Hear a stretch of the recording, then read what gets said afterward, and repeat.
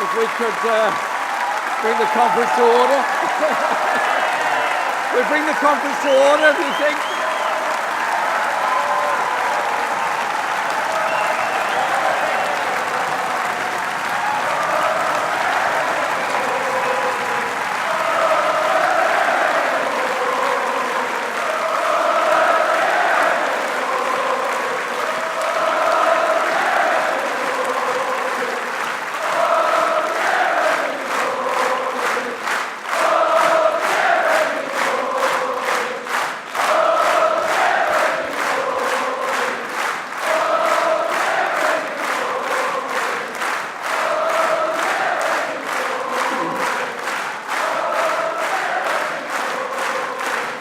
Thank you.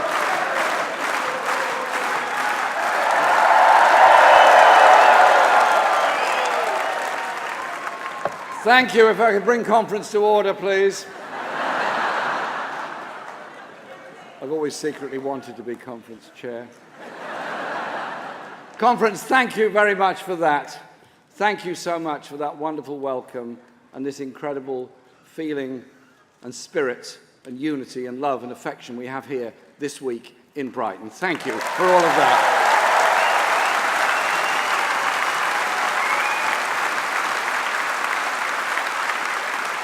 Because you know what? It's quite infectious, and let's make sure the whole country's infected with the same thing.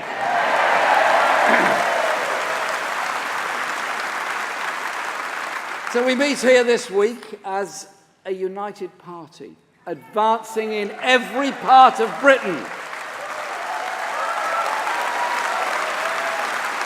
winning the confidence of millions of our fellow citizens, setting out our ideas and our plans for our country's future that have already inspired people of all ages and all backgrounds united in this party. And it's a real privilege to be speaking here in Brighton, a city that not only has a long history of hosting Labour conferences, but also of inspirational Labour activists. It was over a century ago, here in Brighton, that a teenage shop worker had had enough of the terrible conditions facing her and her workmates. She risked the sack, she risked losing her job, losing everything, to join the Shop Workers' Union.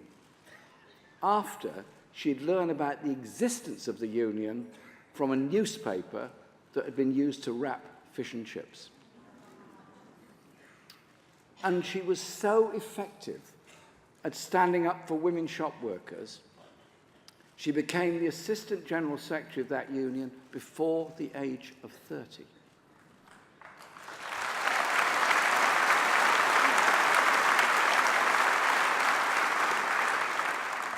Young women paving the way.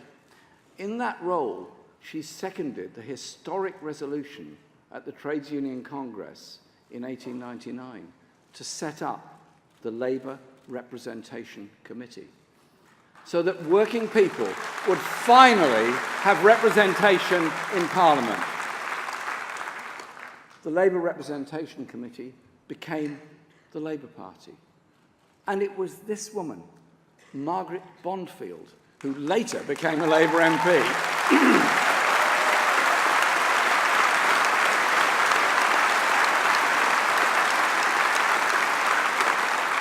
And in 1929, the first ever woman to join the British cabinet.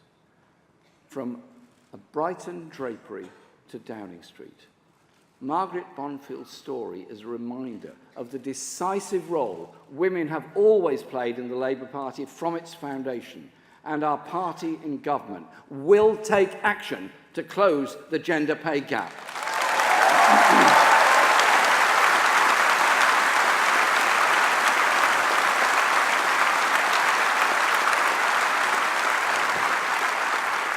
We will introduce mandatory equal pay auditing for large employers and give the Equality and Human Rights Commission the funding it needs to drive through the change.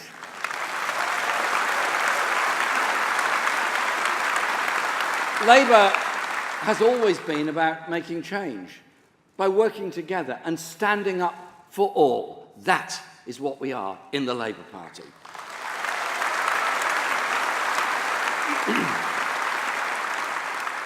Conference, against all predictions, in June, we won the largest increase in the Labour vote since 1945.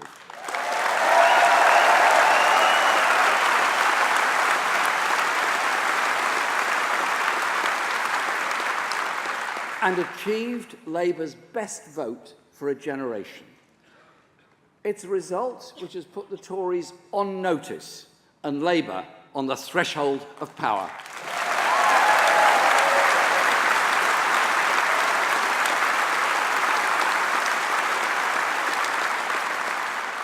Yes, we didn't do quite well enough, and we remain in opposition for now.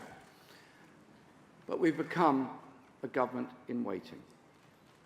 Our outstanding shadow cabinet team here today, thank you for all you do, thank you for the work you do, and thank you for the leadership you give to our party and our movement. Thank you, all of you. You can wave, it's okay.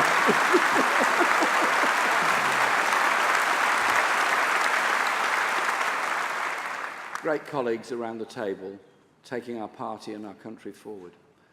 And our message to the whole country could not be clearer. Labour is ready. Ready to tackle inequality.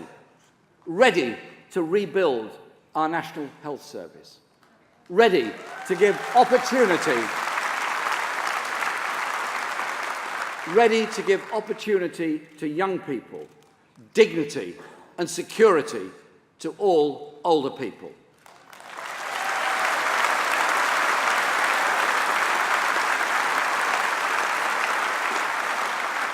Ready to invest in our economy and meet the challenges of climate change and of automation.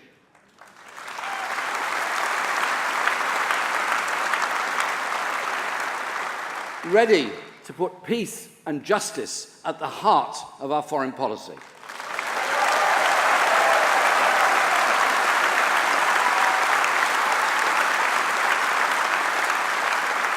And ready to build a new and progressive relationship with Europe. We are ready, and the Tories are clearly not.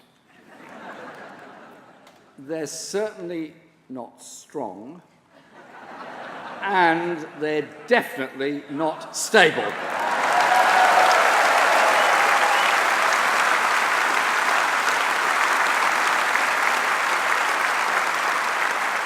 And they're hanging on by their fingertips. But this Tory government does have one thing we lack. They have tracked down the magic money tree.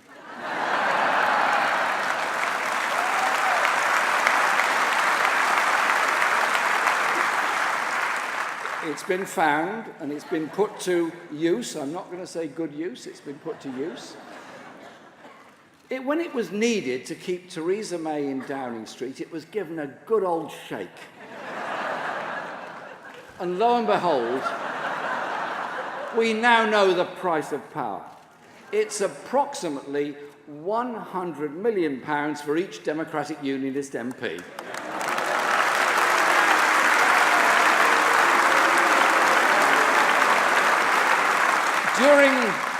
During the election campaign, Theresa May told voters they faced the threat of a coalition of chaos. Do you remember that? Well, now they're showing us just exactly how that works.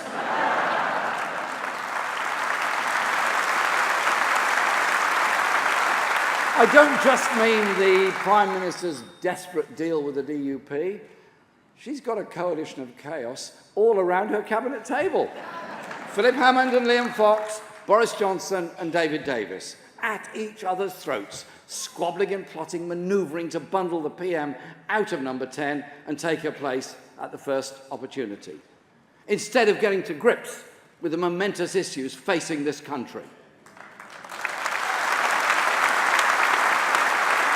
But this coalition of chaos is no joke. Just look at the record since the Conservatives have been in office. The longest fall in people's pay since records began. Homelessness doubled. Look around the streets of Brighton and every other city and you see the effects of it. NHS waiting lists lengthening, school class sizes growing and teachers leaving. Over 4 million children now living in poverty. 20,000 police officers and 11,000 firefighters lost their jobs because of this government. More people in work and in poverty than ever before. And condemned by the United Nations for violating the rights of disabled people.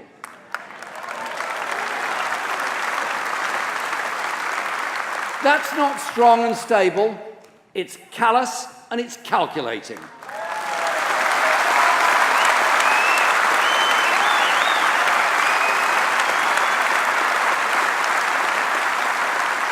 Because the Tories calculated that making life worse for millions in the name of austerity would pay for hefty tax handouts for the rich and powerful. Conference, your efforts in the election campaign stopped the Tories in their tracks. The election result has already delivered one Tory U-turn after another over some, only some, of their most damaging policies. The cruel dementia tax was scrapped within 3 days of it being announced because we challenged it.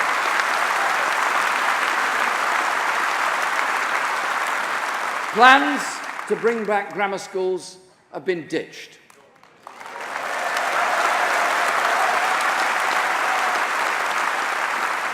The threat to the pensions triple lock abandoned. Withdrawal of winter fuel payments dumped. The pledge, such a Tory pledge, to bring back fox hunting was eventually dropped as well.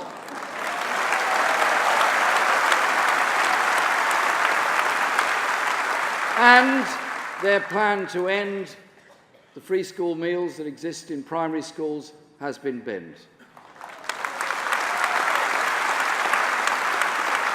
The reality is this, that barely 3 months since the election, this coalition of Conservative chaos is tearing up its manifesto and tearing itself apart.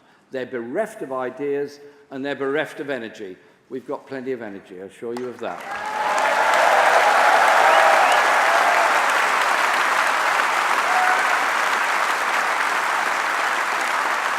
Indeed, they seem to be cherry-picking Labour policies instead, including on Brexit. So I say to the Prime Minister, we're very generous, you're welcome. But go the whole hog. End austerity, abolish tuition fees, scrap the public sector pay cap,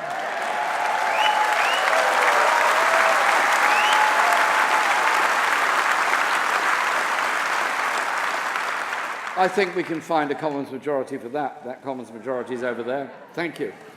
This is a weak and divided government with no purpose beyond clinging to power. It's Labour that's now setting the agenda, winning the arguments for a new common sense about the direction our country should take.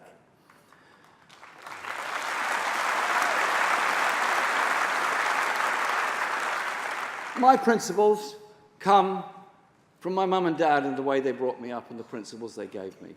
They come from my family, they come from the community I live in and am very proud to represent in Finsbury Park.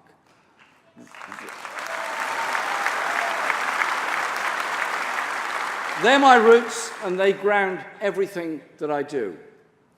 But, conference, there were 2 stars of our election campaign. The first was our manifesto, that drew on the ideas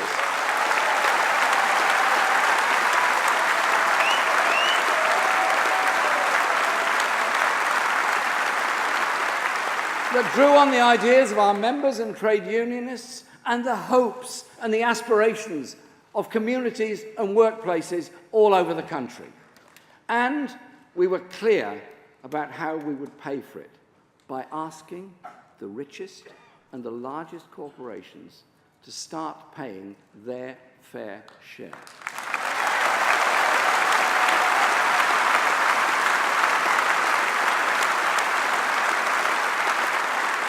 Not simply to redistribute within a system that isn't delivering for most people, but to transform that system. So we set out not only how we would protect public services, but how we would rebuild and invest in our economy with a publicly owned engine of sustainable growth, driven by national and regional investment banks to generate good jobs and real prosperity in every region and nation of this country.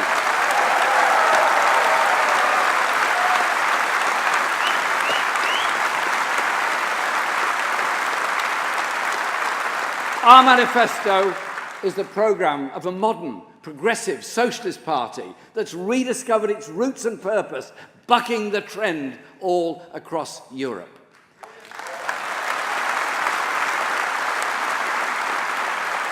And Conference, the other star of the campaign, was you, all of you.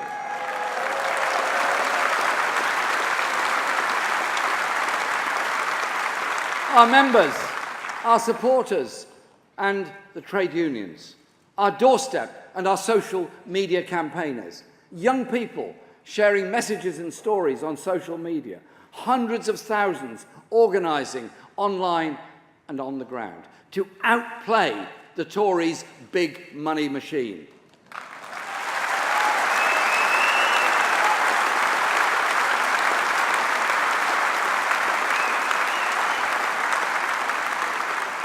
Is it any wonder that here today in Brighton, you represent the largest political party in Western Europe?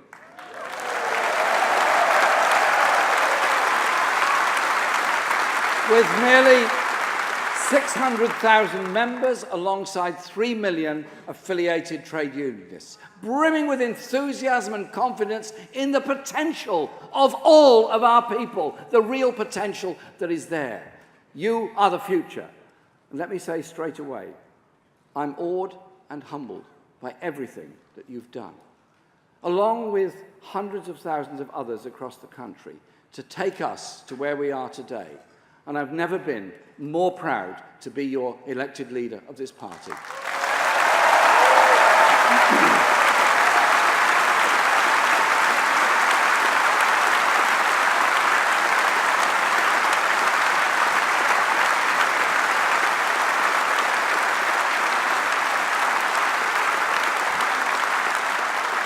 Our election campaign gave people strength. It brought millions to the electoral register and inspired millions to go to vote for the first time. And Labour was the party of unity, bringing generations and communities together, rather than pitting young and old against each other, which is what the Tories did. We will never seek to squeeze one generation to support another. Under Labour, people win together.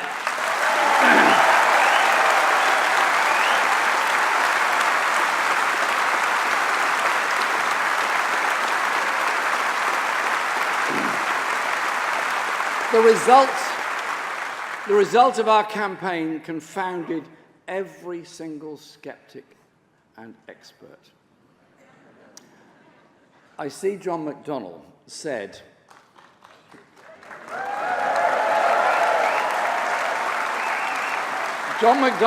at a meeting I was at the other day, he said, the greybeards got it wrong. John, I'm really not sure that is fair.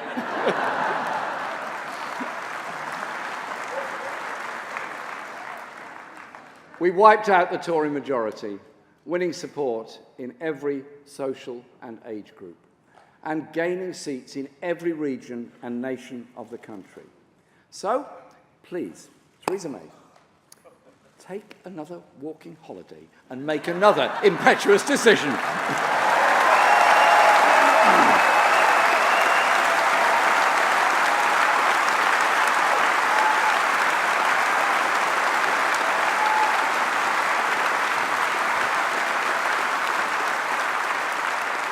The Labour campaign machine is primed and ready to roll.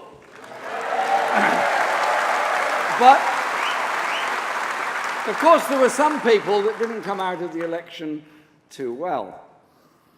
I'm thinking of some of our more traditional media friends. No, come on, we've been kind and gentle here. They ran the campaign, they always do, under orders from their tax exile owners to trash Labour at every turn.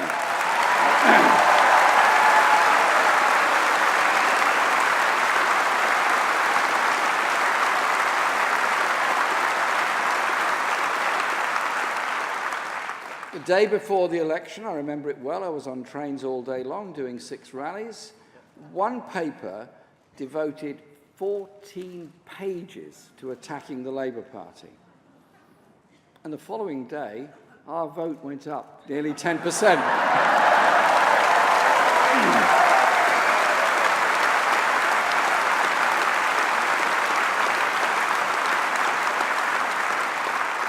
Never have so many trees died in vain. The British people saw right through it. So this is a message to the Daily Mail's editor. No. Next time, please make it 28 pages.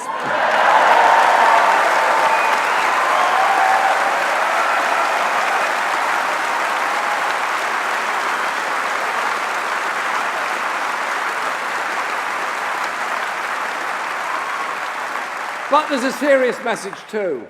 The campaign by the Tories and their loyal media was nasty and personal, and it fueled abuse online. And no one was the target of that more than Diane Abbott.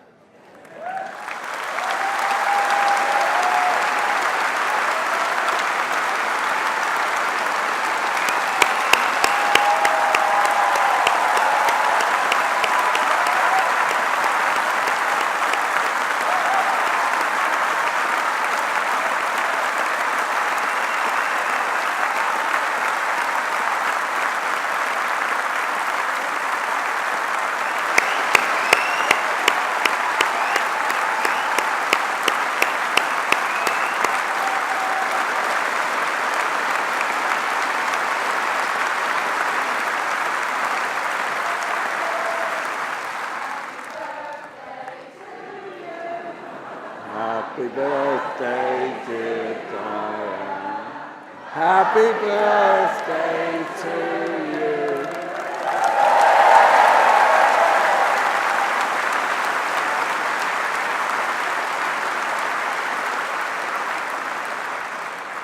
Very good, you stole my line. Diane has a decades-long record of campaigning for social justice, and she's suffered intolerable misogynist and racist abuse. Faced with such an overwhelmingly hostile press and an army of media and social trolls, it's even more important that we stand together. Yes, there will be...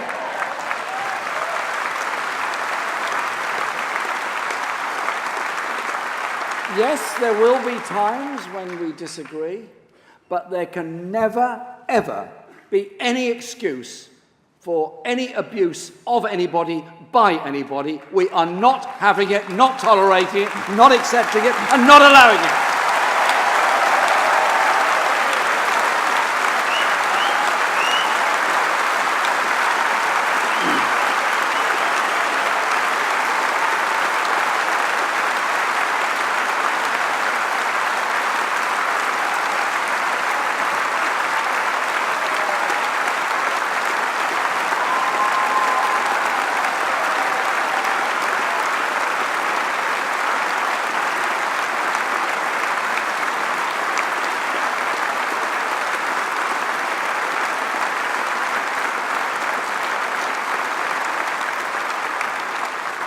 Thank you. Thank you for that, because it's very clear. We settle our differences with democratic votes and then unite around those decisions and go forward. That is the Labour Party here this week and out in communities every week. Diverse, welcoming, democratic and ready to serve our country.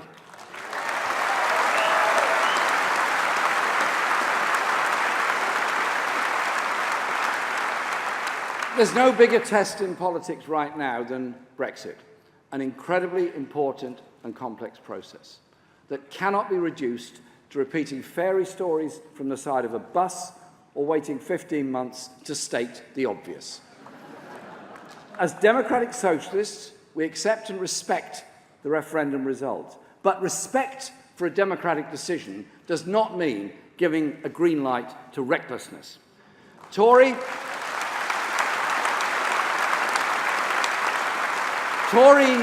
Brexit agenda that would plunge Britain into a Trump-style race to the bottom in rights and corporate taxes.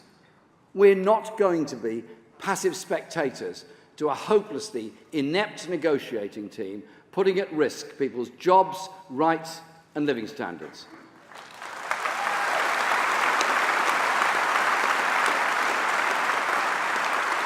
A team more interested in posturing for personal advantage than in getting the best deal for the country. To be fair, Theresa May's speech in Florence last week did unite the cabinet for a few hours until her plane touched down at Heathrow, before the divisions broke out again. Never was the national interest so ill-served on such a vital issue.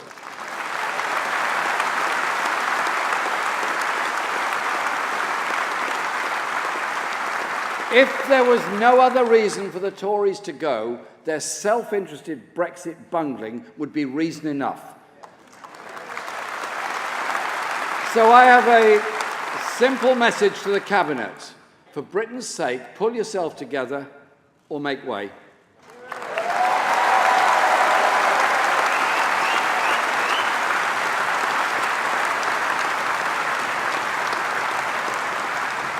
One thing needs to be made clear straight away.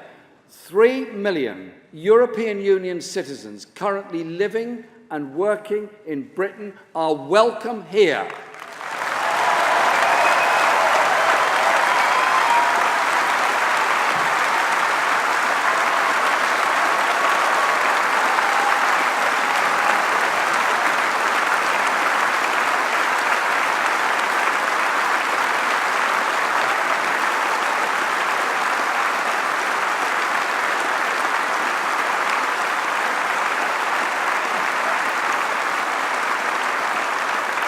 They have been left under a cloud of insecurity by this government when their future could have been settled months ago.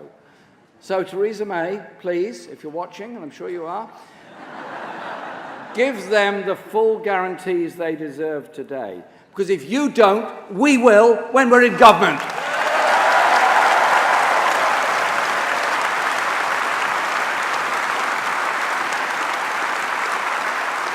Since the referendum results, our Brexit team has focused above all on our economic future. That future is now under real threat. A powerful faction in the Conservative leadership sees Brexit as their chance to create a tax haven on the shores of Europe. A low-wage, low-tax, deregulated playground for hedge funds and speculators. A few at the top would do very, very nicely out of this, no question at all. But manufacturing industries would go to the wall, taking skilled jobs with them. Our tax base would crumble. Our public services would be slashed still further. We're now less than 18 months away from leaving the European Union. And so far, the Tory trio leading the talks have got nowhere and agreed next to nothing. This ragtag cabinet spends more time negotiating with each other than they do with the European Union. A cliff edge Brexit is at risk of becoming a reality. That's why Labour has made clear that Britain should stay within the basic terms of the Single Market and Customs Union for a limited transition period. It is welcome, at least, that Theresa May has belatedly accepted that. But beyond that transition, our task is a different one. It's to unite everyone in our country around a progressive vision of what Britain could be, but with a government that stands for the many, not the few. Labour is the only party that can bring together those who voted Leave and those who backed Remain and unite the country for a future beyond Brexit.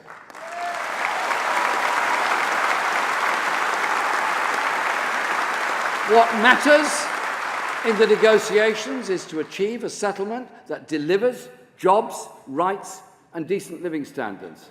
Conference, the real divide could not be clearer. A shambolic Tory Brexit driving down standards, or ours that puts jobs first and works for the many, one that guarantees unimpeded access to the single market, establishes a new cooperative relationship with Europe, a Brexit that uses powers returned from Brussels to support a new industrial strategy, to upgrade our economy in every region and nation, one that puts our economy first, not fake immigration targets that fan the flames of fear. We will never follow the Tories into the gutter of blaming migrants for the ills of our society.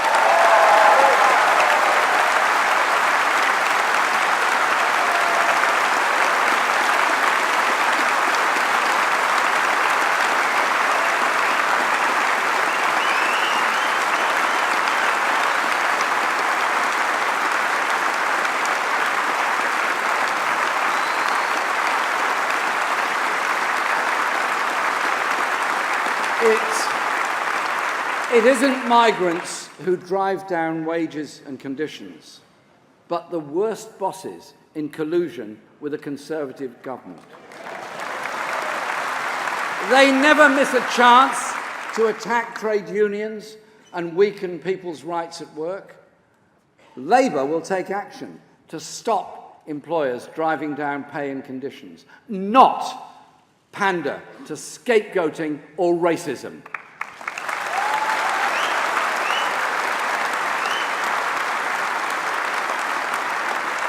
This whole issue is too important to be left to the Conservatives and their internal battles and their identity crises. Labour will hold the government's squabbling ministers to account every step of the way. And with our team, Keir Starmer, Emily Thornberry and Barry Gardiner, thank you, Keir, Emily and Barry, for all you do.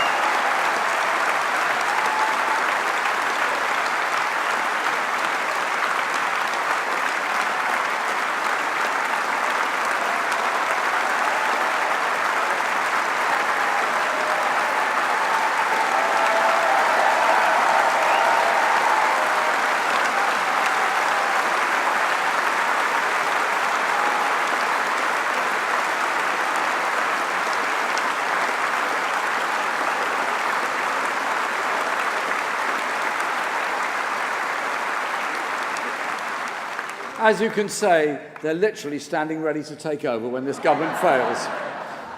When they fail to negotiate a new relationship with Europe that works for all, to help create a Europe for the many, for the future. That is our mission. The truth is that under the Tories, Britain's future is at risk, whatever the outcome of this. Our economy no longer delivers secure housing, secure, well-paid jobs, or rising living standards. There is a new common sense emerging about how the country should be run. That's what we fought for in the election. And that's what's needed to replace the broken model forged by Margaret Thatcher many years ago. And 10 years after the global financial crash, the Tories still believe in the same dogmatic mantra. Deregulate, privatise, cut taxes for the wealthy, weaken rights at work, delivering profits for a few, and debt for the many. Nothing has changed.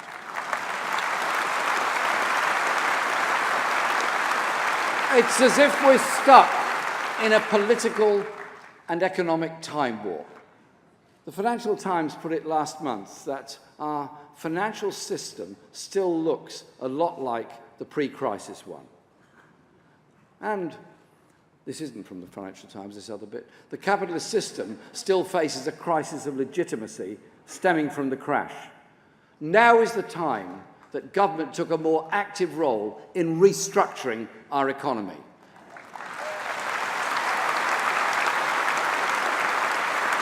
Now is the time that corporate boardrooms were held accountable for their actions.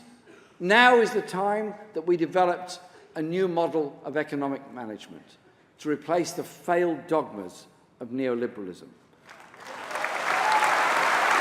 That is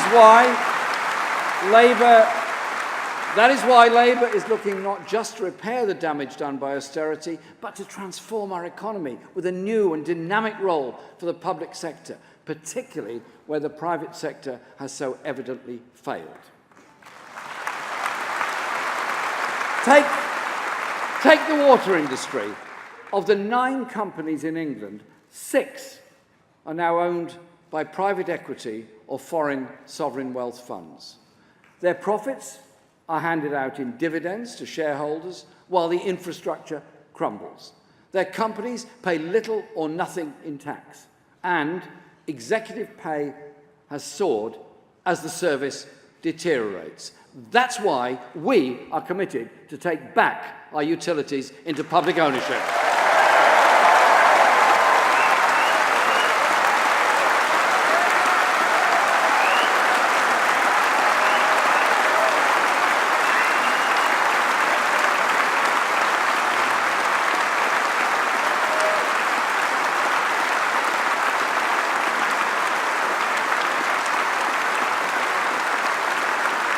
To put them at the service of our people and our economy and stop the public being ripped off. Of course, there is much more that needs to be done. Our National Investment Bank and the Transformation Fund will be harnessed to mobilise public investment to create wealth and good jobs. And when I've met business groups, I've been very frank with them. We will invest in the education and skills of the workforce. And we will invest in better infrastructure, from energy to digital. But we are going to ask big business to pay a bit more tax. The Tory approach to the economy, the Tory approach to the economy isn't entrepreneurial, it's extractive. They've not focused on long-term investment and wealth creation. When you look at what they do rather than what they say, it's all about driving down wages, services and standards to make as much money as quickly as possible. With government, their government not as the servant of the people, but of global corporations, and their disregard for rampant inequality and hollowing out of our public services. The disdain for the powerless and the poor have made our society more brutal and less caring. Now that degraded regime has a tragic monument. The chilling wreckage of Grenfell Tower, a horrifying fire in which dozens perished, an entirely avoidable human disaster. One which is an indictment, not just of decades of failed housing policies and privatisation, and the yawning inequality in one of the wealthiest boroughs and cities in the world. It's also a damning indictment of a whole outlook, which values council tax refunds for the wealthy above decent provision for all, and which has contempt for working-class communities. Before the fire, a tenants group of Grenfell residents had warned, and I quote the words that should haunt all politicians. I quote, "The Grenfell Action Group firmly believes that only a catastrophic event will expose the ineptitude and incompetence of our landlord." Grenfell is not just the result of bad political decisions. It stands for a failed and broken system, which Labour must and will replace.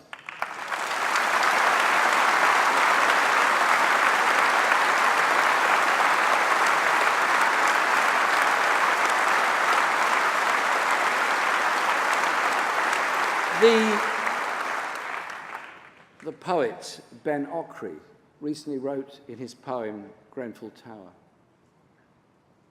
"Those who were living now are dead. Those who were breathing are from the earth fled. If you want to see how the poor die, come to see Grenfell Tower. See the tower and let a world-changing dream flower." Thank you, Ben, for that wonderful poem.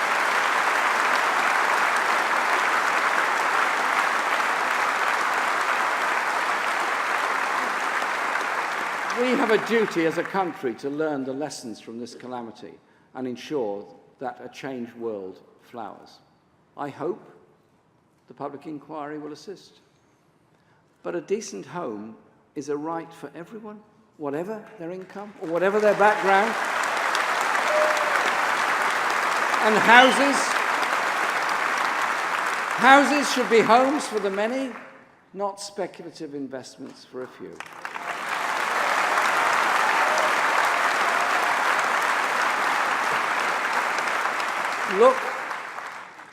Look at the Conservative housing record and you understand why Grenfell residents are sceptical about their Conservative council and this Conservative government.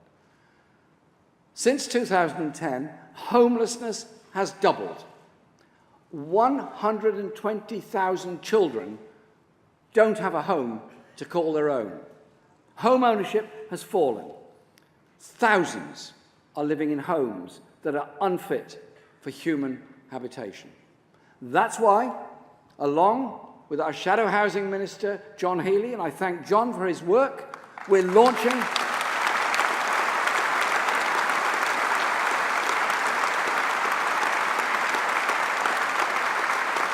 a review of social housing policy, its planning, building, regulation and management. We will listen to tenants across the country and propose a radical programme of action and bring it back to next year's conference. But some things are already very clear. Tenants are not being listened to. We will insist that every home is fit for human habitation, a proposal this Tory government voted down in Parliament.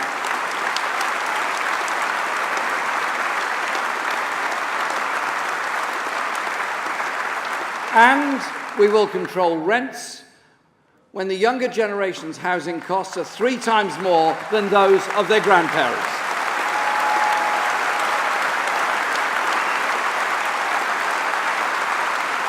That is not sustainable. Rent controls exist in many cities across the world, and I want our cities to have those powers too, and tenants to have those protections. We also need to tax undeveloped land held by developers.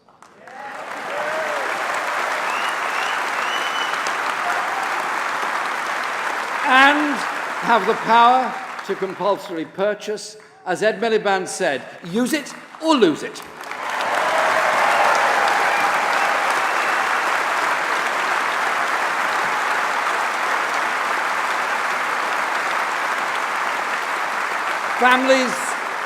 Families need homes.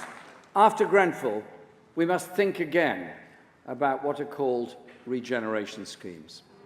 Regeneration is a much abused word. Too often, what it really means is forced gentrification and social cleansing.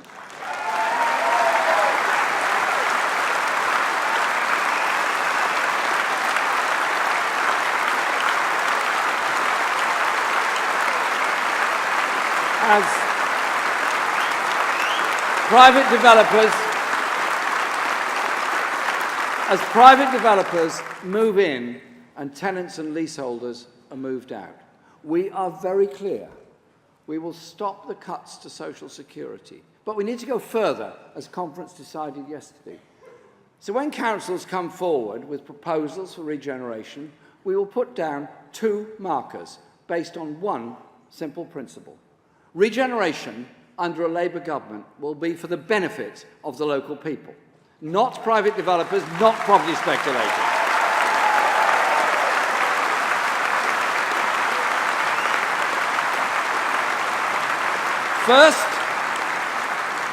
First, people who live on an estate that's redeveloped must get a home on the same site and the same terms as before.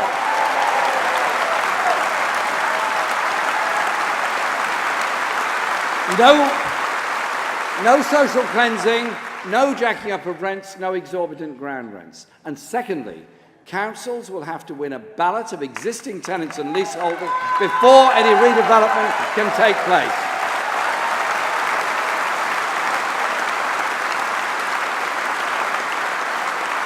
Real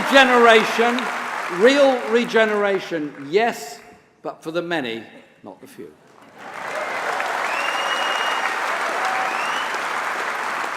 That's not all that has to change. As parties unite in paying tribute to our public sector workers, the firefighters who ran into Grenfell Tower to save lives, as Matt told us at conference yesterday. The health service workers caring for the maimed in the Manchester terrorist outrage. Those brave police officers who confronted the attackers at London Bridge. PC Keith Palmer, who many of us knew, who gave his life when terrorists attacked our democracy. Our public servants make a difference every day between a decent and a threadbare society. Everyone praises them. Everyone praises them, but it's Labour that values them and is prepared.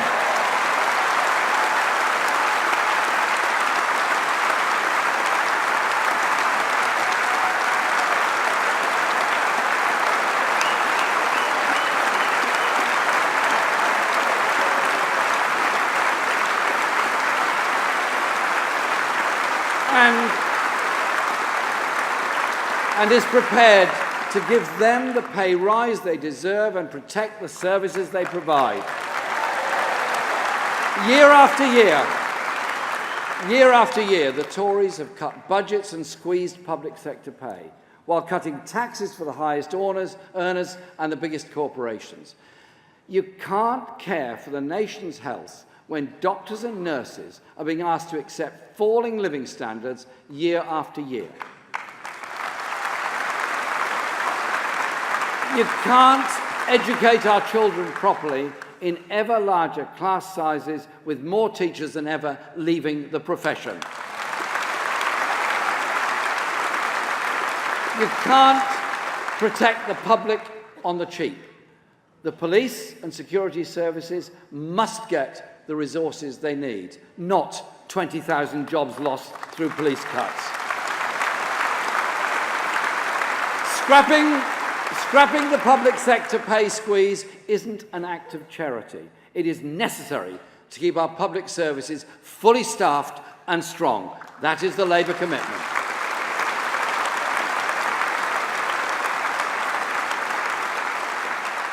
Not everything worthwhile costs money, though. Like many people, I've been deeply moved by the Daily Mirror's campaign to change the organ donation law. There are more than 5,000 people on organ transplant waiting lists, but a shortage of donors means that in recent years, only 3,500 of them get life-saving treatments they need. So that everybody whose life could be saved by an organ transplant can have the gift of life from one human being to another. The law has already been changed in Wales under the excellent leadership of Corbyn Jones and the Welsh Labour government. Thank you, Corbyn, and thank you, Welsh Labour, for that and many other things.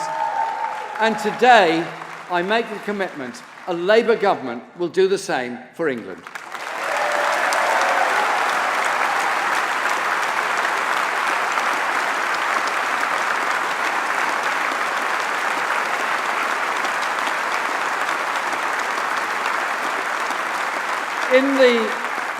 In the last couple of days, John McDonnell and Rebecca Long-Bailey have set out how we're going to develop the economic plans in our manifesto to ensure the sustainable growth and jobs reach all parts of our country. Thank you, John, and thank you, Becky, for all that you do.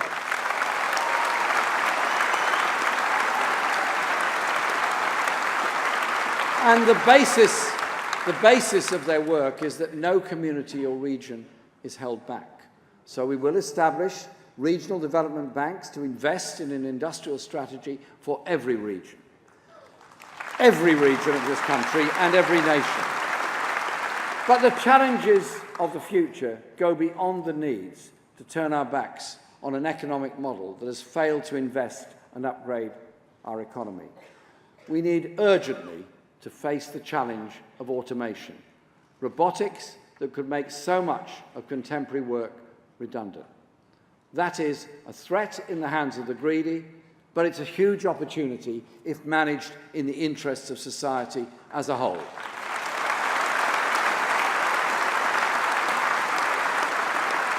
Tom Watson spoke extensively about this yesterday, and he and others in the Shadow Cabinet are working hard on this.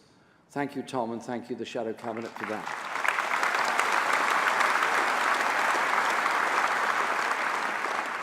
We won't reap the full rewards of these great technological advances if they're monopolised to pile up profits for a few. But if they're publicly managed to share the benefits, they can be the gateway for a new settlement between work and leisure, a springboard for expanded creativity and culture. The tide of automation and technological change means retraining and management of the workforce, and it must be centre stage in the coming years. So Labour will build an education and training system from the cradle to the grave that empowers people, not one that shackles them with debt.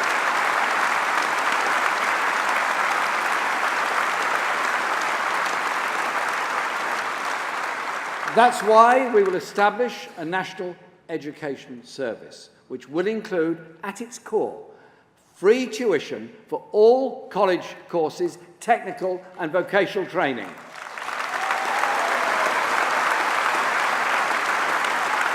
So that no one is held back by costs and everyone has the chance to learn. That will give millions a fair chance. Lifelong learning for all is essential in the economy of the future. The huge shift of employment that will take place under the impact of automation must be planned and managed. It demands the reskilling of millions of people. Only Labour understands and will deliver that.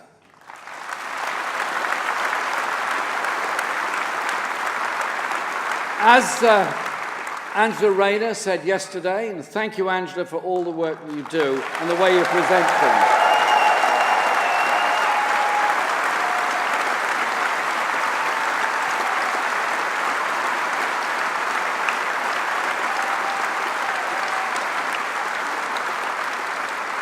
Our National Education Service will be run on clear principles, universal, free and empowering. That conference is central to our socialism for the 21st century. For the many, not the few.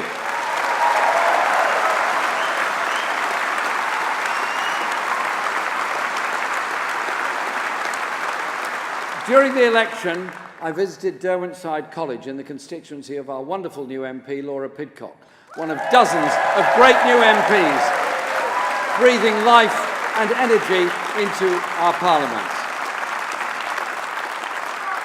That college offers adult courses in everything from IT to beauty therapy, from engineering to childcare.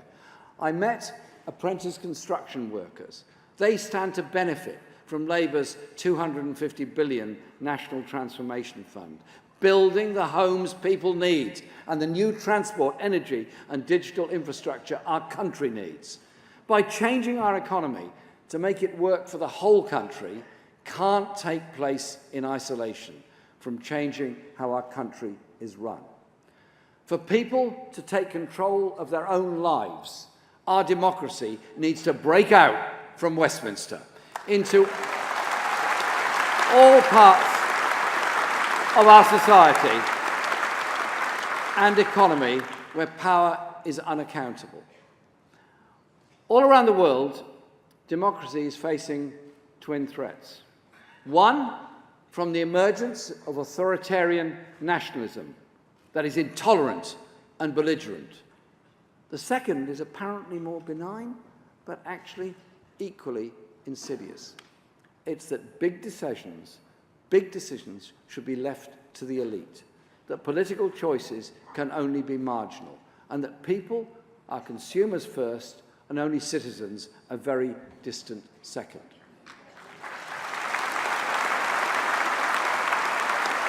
Democracy has to mean much more than that. It must mean listening to people outside of election time, not just the rich and powerful who are used to calling the shots, but to those at the sharp end who really know what is going on.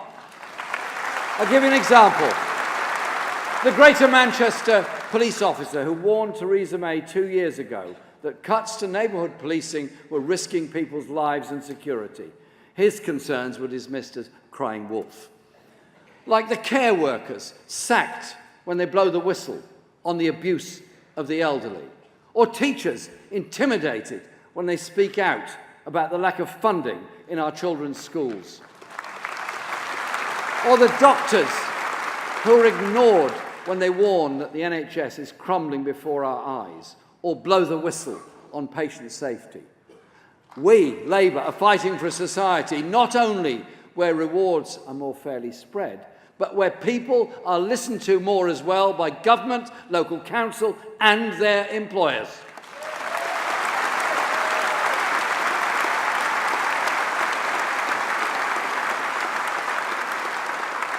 Some of the most shocking cases of people not being listened to must surely be the recent revelations of widespread child sex abuse. Young people, and most often young working-class women, have been subjected to the most repugnant abuse. The response lies in making sure that everybody's voice must be heard, no matter who they are or what their background. The kind of democracy that we should be aiming for is one where people have a continuing say in how society is run, how their workplace is run, how the local schools or hospitals are run. That means increasing public accountability and democratisation of local services. Andrew Gwynn was talking about that on Monday. Thank you, Andrew, for the work you do on that.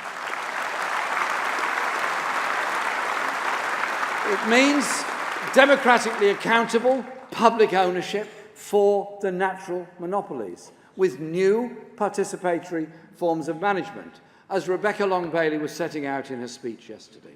It means employees given their voice at work, with unions able to represent them freely, freed of undemocratic fetters on their right to organise.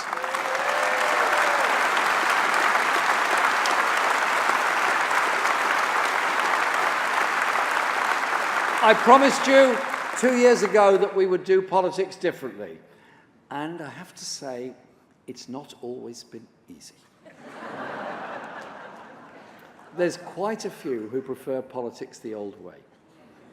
But let me say it again, we will do politics differently.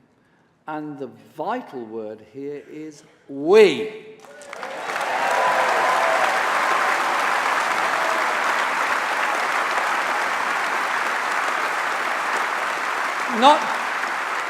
Not just leaders saying things are different, but everyone having the chance to shape our democracy, our rights as citizens, as important as our rights as consumers. Power devolved to the community, not monopolised in Westminster and Whitehall. But let's take it a stage further. Make public services accountable to communities, business accountable to the public, and politicians truly accountable to those we serve.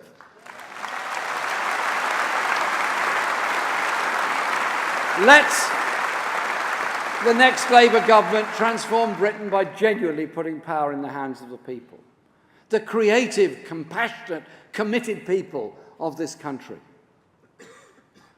Both at home and abroad, what underpins our politics is our compassion and our solidarity with people, including those now recovering from hurricane damage in the Caribbean.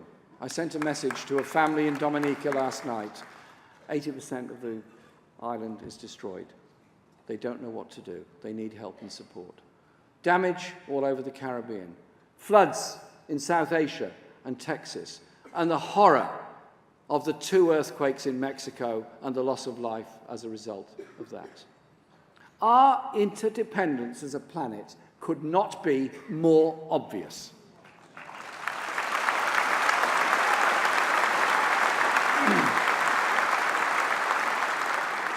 The environmental crisis, in particular, demands a common global response.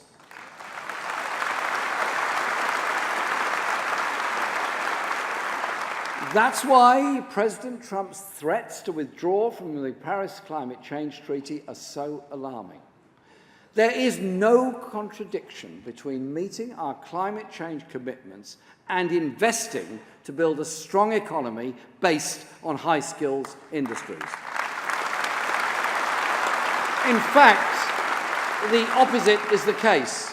Action on climate change is a powerful spur to investment in the green industries and jobs of the future, so long as it's managed as part of a sustainable transition.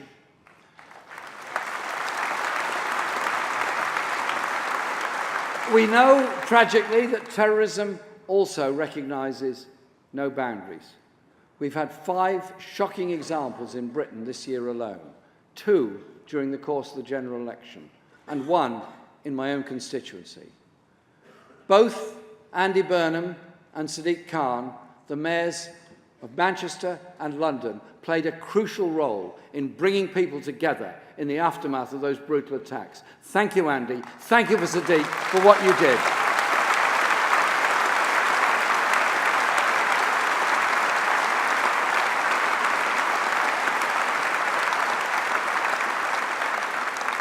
What you did in uniting communities, the targeting of our democracy, of teenage girls at a music concert, of people enjoying a night out, worshippers outside a mosque, commuters going to work. All these are horrific crimes, and we all unite in both condemning the perpetrators and in our support for the emergency and security services working to keep us safe.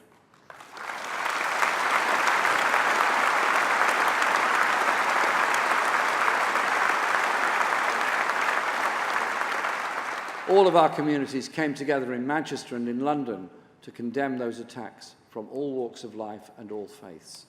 But we also know that terrorism is thriving in a world that, frankly, our governments have helped to shape, with its failed states, military interventions and occupations.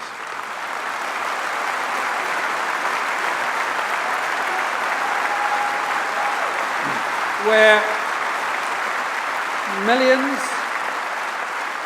millions of people are forced to flee conflict or hunger. We have to do better and swap the knee-jerk response of another bombing campaign for long-term help to solve the conflicts rather than fuel them.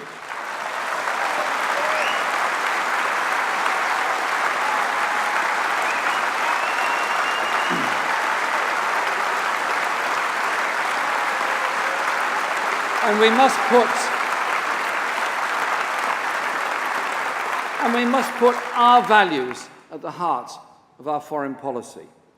Democracy and human rights are not an optional extra to be deployed selectively. So we cannot be silent at the cruel Saudi war in Yemen while continuing to supply arms to Saudi Arabia.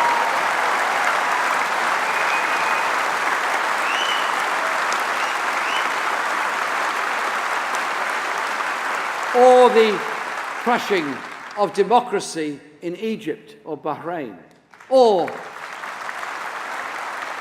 the tragic loss of life in the Congo, which the media very seldom bother to report.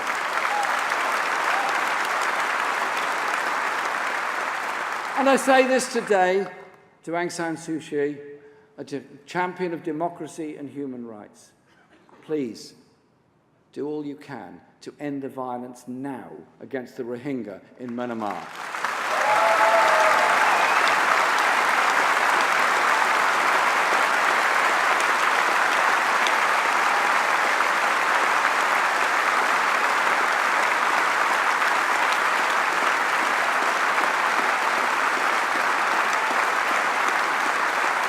and allow the United Nations and international aid agencies into Rakhine State.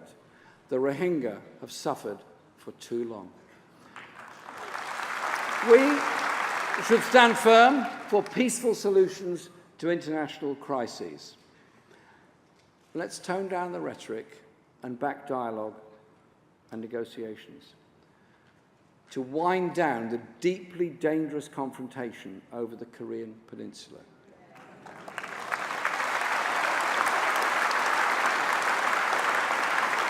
And I appeal to the United Nations General Secretary, Antonio Guterres, to use the authority of his office to go to Washington and to go to Pyongyang to kickstart that essential process of dialogue.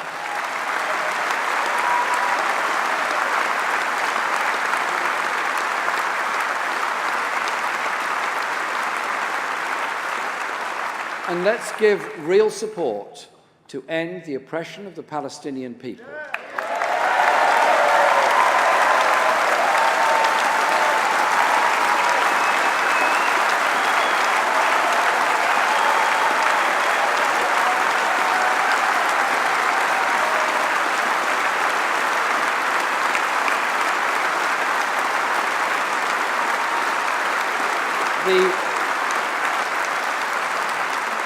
The 50-year occupation and illegal settlement expansion and move to a genuine two-state solution to the Israel-Palestine conflict.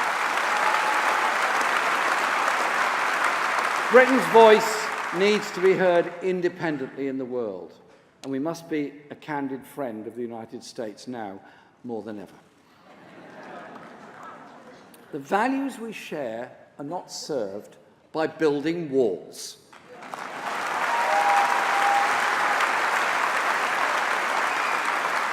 Banning immigrants on the basis of religion, polluting the planet, or pandering to racism. And let me say frankly, Conference, the speech made by the United States President to the UN last week was disturbing. It threatened war and talked of tearing up international agreements. Devoid of concern for human rights and universal values, it really wasn't a speech that should have been made. Our government has a responsibility. It cannot meekly go along with this dangerous course. If the special relationship means anything, it must mean that we can say to Washington, that way is the wrong way.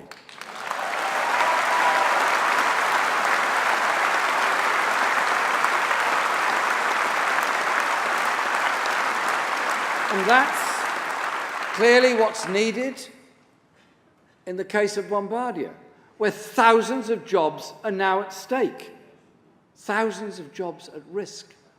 A Prime Minister betting our economic future on a deregulated trade deal with the US might want to take a moment to explain how 220% tariffs are going to boost our exports from this country.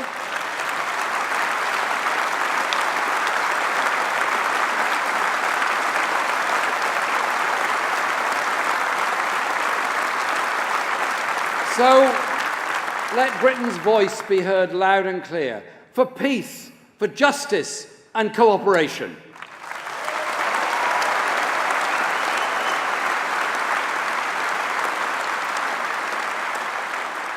Conference, it's often said that elections can only be won from the centre ground.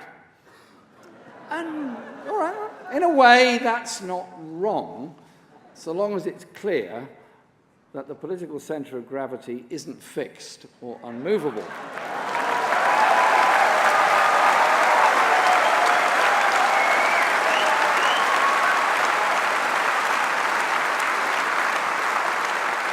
Nor is it where the establishment pundits like to think it is, because they know everything, as you know. It shifts as people's expectations and experiences changed, and political space is opened up. Today's centre ground is certainly not where it was 20 or 30 years ago. A new consensus is emerging from the great economic crash and the years of austerity to when people started to find a political voice for their hopes for something different and something better.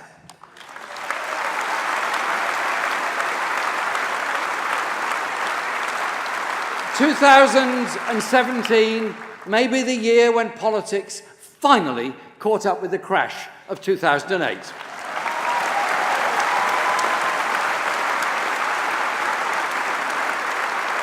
Because we offered people a clear choice, we need to build a still broader consensus around the priorities we set in the election campaign, making the case for both compassion and collective aspiration. That's the real centre of gravity in politics. We are now the political mainstream. Yes.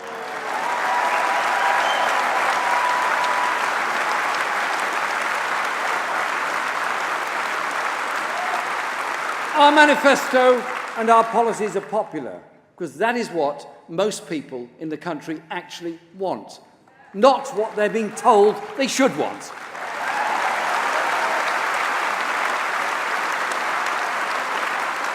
And that's why Labour is on the way back in Scotland, becoming once again the champion of social justice.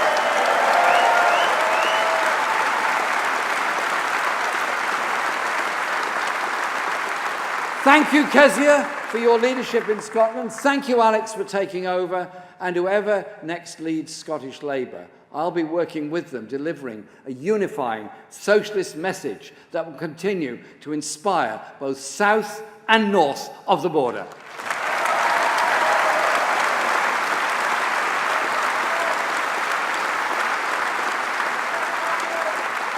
We saw that in the election campaign. We saw that in our summer campaign. We're going to be out there doing a lot of campaigning. That's why our party now has around twice the membership of all other political parties put together.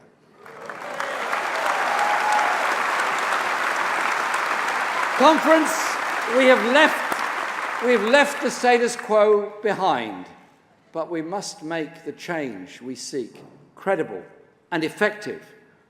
I hope we've left our own divisions behind, but we must make our unity practical. We know we are campaign ready. We must be government ready too. Our aspirations matched by our competence. During the election campaign, I met and listened to people in every part of the country, and I did the same over the summer. Impressed with the determination of so many people to try to make their communities better. Impressed with the hard work that people put in to try to deliver struggling public services. And I met struggling single parents, young people held back by the lack of opportunity, pensioners anxious about health and social care, public servants trying to keep services together, low and middle earners, self-employed and employed, facing insecurity and squeezed living standards. But hopeful that things could change and that Labour could make a difference. Many hadn't voted before or not for many years past, but they put their faith in our party. We offered an antidote to apathy and despair, to misery and depression. Let everyone understand this. We've come this journey not to let you down, because we listen to you, because we believe in you. Labour can, and Labour will, deliver a Britain for the many, not the few.